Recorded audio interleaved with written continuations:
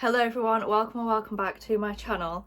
I'm so excited for today's video because I just get to sit here for the next half an hour or so and gush about my top 10 books of the year. I have ranked these, so they are from 10 to 1. Before we get into the ranking, there is a book that I want to mention that is definitely in the top 10, but I didn't feel comfortable ranking it because it's a non-fiction and it's a memoir.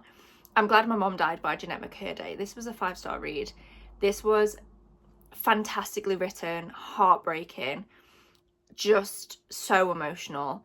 I would 100% recommend reading this memoir if you haven't already. I never really watched iCarly as a kid. I didn't know anything really about Jennette McCurdy. I've never really seen anything with her in it. But after this got rave reviews, I decided to read it anyway.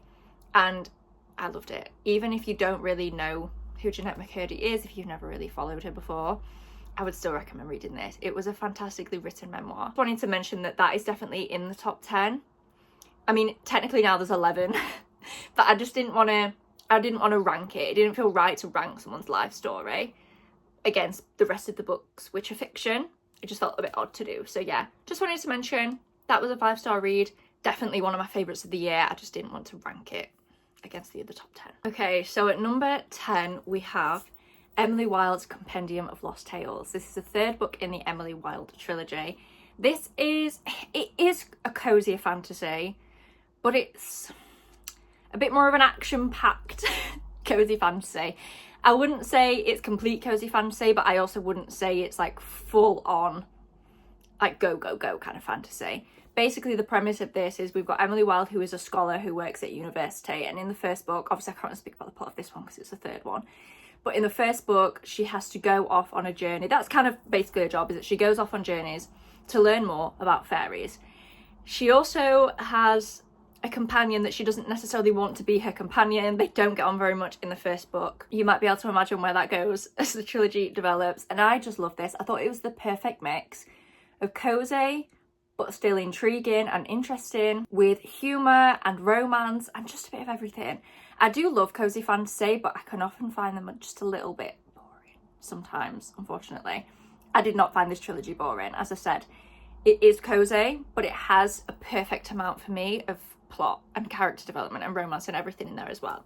So if you have not read this trilogy and you want a little bit more cozy fantasy in your life, I would 100% recommend reading it. Please start with the first book. You do have to read them in order. It's a continuous story across the trilogy. They're not interconnected standalones. At number 9, we have Lost and Lassoed by Lila Sage. This again is the third book in a series, but this is a 4-book series. And as you may be able to tell from the cover, it's a cowboy romance series. You can read this series in any order. They are interconnected standalones. I would recommend reading them in order. I feel like this book in particular hits harder if you read the 2 books that come before it, because this is about Teddy and Gus.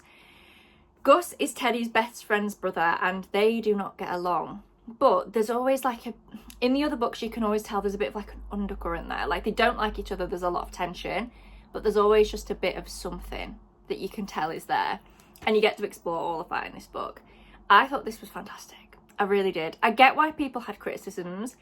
Did they potentially go from hate to not hating each other a little bit quickly? Potentially, yes. I get that criticism. But I ate this up. I giggled. I kicked my feet. I love this book so much. And again, I would recommend the whole series. I didn't love the 4th book as much. At number 8, we have still a romance, but something slightly different. Before We Were Strangers by Renee Carlino. This, as I said, is a romance, but it's a bit more of like a real life, raw feeling kind of romance. It's not rom-com vibes. This is about our 2 main characters who, it's basically right person, wrong time, second chance romance. They meet at university, they end up living in the same like dorms. They become very close very quickly, they become best friends. But in terms of a romance, the timing is never quite right. They also then lose touch. I think it's around like 10 years that they don't speak for. And then one day our male main character, in his point of view in the book, sees the FMC on a train, but the doors are shut, he can't get to her. He doesn't know how to contact her, but as soon as he sees her on the train, he's like, I need to track this woman down. I feel a pull to track her down. And that's what it is. It's basically them reconnecting as adults. You see them in university. You get to see all of the build-up and all of them growing close the first time. And then you also get to see them reconnect as adults. If you like your romances to be very kind of fluffy and perfect, this might not be the one for you. It's not overly toxic, I don't think, but it's definitely more realistic. As I said, this isn't necessarily a rom-com, but if you are looking for something that has a bit more like grit to it and a bit more kind of real life, which I don't always want, sometimes I do just love a fluffy, unrealistic rom-com, but if you are looking for something a bit more real feeling, I think this is a great one to pick up. At number 7, we have a book that I don't have a physical copy for because I read it on Kindle, and the physical copy is on the way in the post. It's not here yet. And that is Just for the Summer by Abby Jimenez.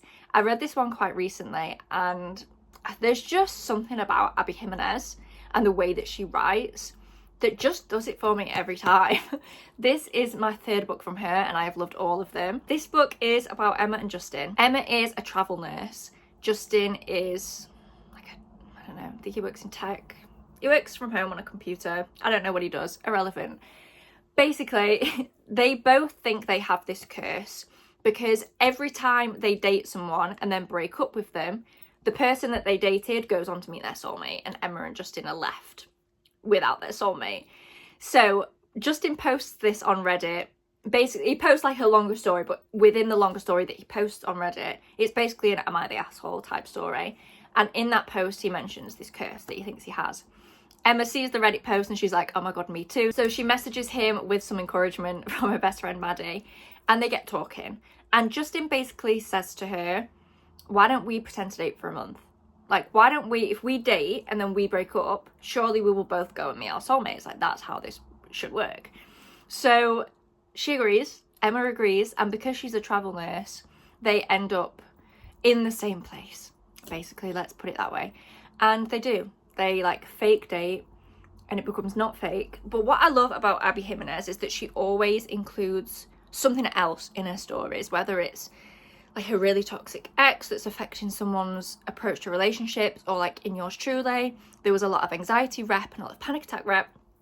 In this book, Emma has a very difficult relationship with her mum, who is very toxic. Emma was neglected as a child, and you get to see her unpack and try and navigate all of that as an adult as well. So there's always 2 different things to focus on, which I love about Abby Jimenez books, because at any point where the romance is kind of cute but just ticking along, you've also got the plot with Emma's mum to focus on as well. And I adored this. It made me cry so many times. I read this in a reading vlog that went up like a week or 2 ago. It's the Can I Finish My 2025 TBR reading vlog. And there's a section in that vlog where I just play clown music, and it's just clip after clip after clip of me crying over this book. And I don't cry at books all that often, but this one just got me over and over and over again. At number 6, and I think this is where we get in to the 5-star reads. The ones that I've just mentioned were like between 4.75 and 5, like so close on the precipice of 5 stars. All the ones from here on out are like solid, unquestionable 5 stars. So at number 6, we have Beg, Borrow or Steal by Sarah Adams. This is more of a rom-com kind of romance that I was mentioning earlier. In this book, we follow our main characters, Emily and Jack. They are both like primary school teachers, but they're American, so I think it's like elementary school for them, maybe. But anyway, they're teachers of young children and they don't get on. They've been like rivals forever, basically, since they were in college, and they end up teaching at the same school in the same grade. So they spend a lot of time together. They also accidentally end up being neighbours because Jack is renovating the house next door to Emily. Emily is like the town sweetheart. She has grown up and lived forever in this small town. Jack isn't. He moves there from elsewhere, basically. And it's just so sweet and so funny, and I just loved it. It is the 3rd book in a series. They are interconnected. I, again, would read them all because I loved When in Rome and I loved Practice Makes Perfect. Practice Makes Perfect was a 5-star read. When in Rome was like a 4.5. Again, I feel like even though it's interconnected, I always kind of recommend reading them all because I think you get to know Emily in the other 2 books before you get to see her here. But I just love this. Whether you read this or whether you read the whole series, I think this is a fantastic book. The perfect amount of sweet but funny, and like a bit of tension because they're rivals, but not in an annoying, like, oh my God, just get over it way. I love this. Again, it was one of those books that just had me giggling and kicking my feet like a little kid. I just loved it. Okay, we are officially into the top 5. And at number 5, we have another romance, Rewind It Back by Liz Tomford. And I apologise because this is the 5th one in a series. I didn't realise I'd done this, but to be fair, most of them are interconnected. Most of them you don't have to read the whole series. But with this one again, please do. It is like a 5-star series. You can briefly see them up there. This is the Windy City series by Liz Tomford, and this book in particular follows Rio. You see Rio in all of the other 4 books, and he's very much never settles down, bit of a party boy. You kind of see him in the other books and wonder, like, how is he ever going to have his own romance book? Like, how are we going to make him into someone that settles down enough to have his own book? And then you get to this one, and his ex-girlfriend Halle ends up being his neighbour. I clearly have a thing for books where they accidentally end up being neighbours. Again, in this book it is an accident. She has no idea that he lives there, and they end up being neighbours. What's particularly interesting about this is that they hate each other and kind of love each other at the same time. They had a bad breakup. We don't know for quite a lot of this book why they dislike each other to the level that they do. You find out that there was quite serious betrayals that went on. I don't want to spoil anything, but I do want to tell you now that it wasn't cheating, because that would put me off this book if I thought they cheated on each other. It wasn't anything like that. And this again made me cry. It's like sweet and fluffy, but also because of their past and because of the reasons that they don't get on as adults, it just broke my heart and made me cry, and then stitched my heart back together, and then made me happy cry. I never knew that Rio could have like so much depth, but he is a very deep person. In the other books, he uses humour to cover it up, and then in this book you just see inside his brain and see how the persona that we've seen of him in the other 4 books is just that. It's a persona to cover up all of just the agony that he feels. And stunning. Please read the whole series so you can get to this one. Again, I just think it hits harder if you read them all, because you see how Rio presents himself in the other books, and then you get to see the inner workings of his brain in this one. I also loved Halle. I also thought she was great. Book number 4 is Our Infinite Fates by Laura Stephen. You'll be pleased to know this is a standalone fantasy, so you don't have to read any other books to read this one before or after it. It's a complete standalone. This, if I was to write down what I want in a fantasy book, it would be this. Soulmates, in every lifetime it's you, but tension, because in this particular book, they are destined to fall in love in every lifetime, but they are also destined to kill each other in every lifetime. Interesting, I know. What I also loved about this one is the historical aspect. I do love a bit of a historical aspect in books. In this book, you get to see them in so many different times in history. Like modern day in 2022, you get to see them in like the 1600s, the 1900s, in like 900 AD. Like, you get to see them in so many different time periods and different countries and different cultures. What I also loved about this is that they don't come back as the same people in every life. They come back as different genders, different races. It doesn't matter what their physical body looks like. Their souls are just tied together, and they find each other in every lifetime. The way that their souls are just so intertwined is absolutely gorgeous. Obsessed. This was one of the most beautiful books I have ever written. And again, I understand the criticism. If you are plot driven, there is a plot. In the modern chapters, in the 2022 chapters, there is a plot. But I get that it's not the most compelling plot in the world for a lot of people. But I didn't care. I loved the writing and the characters and the love between them so much that this was just so character driven for me. Even though they're different characters in every chapter that you see them in the past, I don't know. I just fell in love with this, and it was the most gorgeous book ever. And number 3 is Watch Me by Tahereh Mafi. Apologies, I don't have the dust jacket on this, but it is this book. Look, you can kind of see it on the spine. This is a special edition that I have without the dust jacket on, because I just think it's so beautiful. This is part of the Shatter Me series, but it's not. This is, I think the series is called Shatter Me: The New Republic or something. This is basically set around 10 years after the end of the Shatter Me series. Even though it's new, I would say you have to read the Shatter Me series to understand the background, the world, and the characters. I mean, you don't have to, but I don't think this would hit as hard if you didn't, because you do get to see the original Shatter Me characters in this book. And I think we're going to see more and more of them as the book goes on, because this book follows the younger brother of one of the main characters from the Shatter Me series. Shatter Me to me is God tier. So I kind of knew, well, I didn't actually know. I hoped I was going to love this, but there was definitely a chance that this could have like tainted the original series for me. That I feel like can happen sometimes when an author leaves quite a big gap between finishing a series and then like rebooting it. There's always a risk that it's just not going to be the same. this gave me Shatter Me feels. As I said, we follow the younger brother of one of the main characters. I can't tell you too much about the plot because it would ruin the end of the Shatter Me series, and I think you should read it. Even if you're an adult and you've never read it before, I read it as an adult for the first time.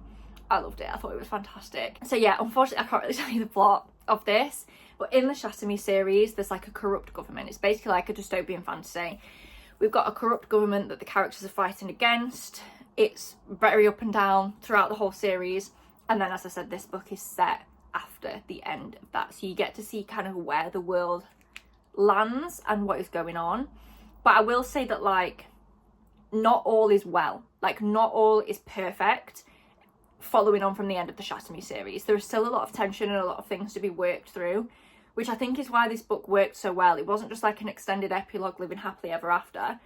There's still a lot that we need to do in this new series, and I'm so excited for the next book to come out in 2026. Books number 2, I have cheated. It's the duology, and I'm just going to put both of them in because I just feel like it makes sense to talk to you about them both. One Dark Window and Two Twisted Crowns by Rachel Gillig. I have not stopped thinking about these books all year. I read them quite near the beginning of the year, and I've just not stopped thinking about them. These, for me, are the cornerstone of YA fantasy. If you don't know what these books are about, basically the magic system is based on cards. There's like a deck of cards, and each one gives you a different power, which I think is so interesting. And there are only a finite number of these cards in the world. So there's some that are more popular, and then there's some where there is only one of the card that exists. And in the first book, well, across the whole duology, our main character, for reasons that I won't disclose, needs to find a complete deck of cards, basically. So you follow her and others in their quest to do that. I just don't want to spoil too much. I went into this really blind, and I think that was such a good way to do it. It's got a bit of enemies to lovers, but I wouldn't say the romance is the best bit of this. I think the magic system and the plot is the best bit of this. I like the romance, I like them together, I like both of the characters that are part of the romance, but I wouldn't say it's the best bit. And I think that's kind of why I love it so much, is that the plot was so good and the magic system was so good. I now want to read any fantasy that has a magic system based on cards or like tarot cards, because I just thought this was so interesting. It was so atmospheric, gothic, but not scary, because I'm a scaredy cat. Yeah, it wasn't scary, it was just so atmospheric, and I just want to cry. Like, I can't articulate how much I loved this duology with every piece of me. And if you've been on the fence about reading this, please just do it. I was on the fence because I've read so many YA fantasies in the last couple of years that I just haven't liked, and that have lacked depth. This has depth, it has intrigue, it's unique, it's original, it's not just the same copy and paste, watered down ACOTAR that I feel like a lot of YA fantasy is these days. These stand on their own. Please read this duology. And then my favourite book of the year, if you know anything about me, which most of you probably don't, but anyone that does can probably guess what my top book of the year is going to be. To be fair, where I'm sat now in the book room, there are no clues, so you might actually not get this. You can't see the shelf featuring the books that are relevant to this book. If there's one thing about me, it's that I'm a Hunger Games girl through and through. I had my hair in a plait every day of 2012. I own or have owned so much merch of the Hunger Games. I have reread the books over 10 times, which is rare. I don't reread books. I can't even tell you how many times I've seen the films. I saw it like 5 times in cinemas, so I don't even know how many times I've watched it at home. Yeah, my top book of the year, Sunrise on the Reaping by Suzanne Collins. This to me isn't a surprise. I even enjoyed The Ballad of Songbirds and Snakes, so I knew that when this one came out, there was a very high chance I was going to love it, because if I liked Snow's book, Hamish's book, I kind of knew it was going to ruin me. And that it did. This was heartbreaking. Please, if you haven't read The Hunger Games and you want to, and you don't know what order to read them in, read the Hunger Games trilogy first, I implore you. This book hits so much harder when you see the way that Hamish is, acts, behaves, feels in the Hunger Games trilogy, and then you read this. Everything he's ever said, done, breathed, looked at makes so much sense when you read this book. I went into this, and if you read the Hunger Games trilogy, you will know that you would go into this knowing that it's kind of going to be heartbreaking. It's on another level. But please read it. It's not so sad that it's like traumatizing. Do you know what I mean? It's sad in a good way. It's sad in a well-written way. Again, I feel like when the more I love a book, the harder it is for me to articulate my thoughts on it, because I just want to weep and tell you how much I love this. But I really did. So please read it. And that concludes my top, technically 11 books. Oh, well, technically 12, if we're including the duology. I only cheated a little bit. I think I did well not to cheat more than I did. But I don't think including I'm Glad My Mum Died was cheating. I think that was fair, not to rank it against fictional books. That didn't feel fair. Anyway, that concludes my top 10-ish books of 2025.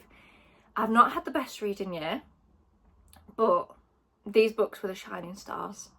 And I really want to read more books that make me feel the way that these books did in 2026. Thank you so much for watching this video. Please give it a thumbs up down below if you enjoyed. Subscribe if you haven't already, and I'll see you in my next one. Bye.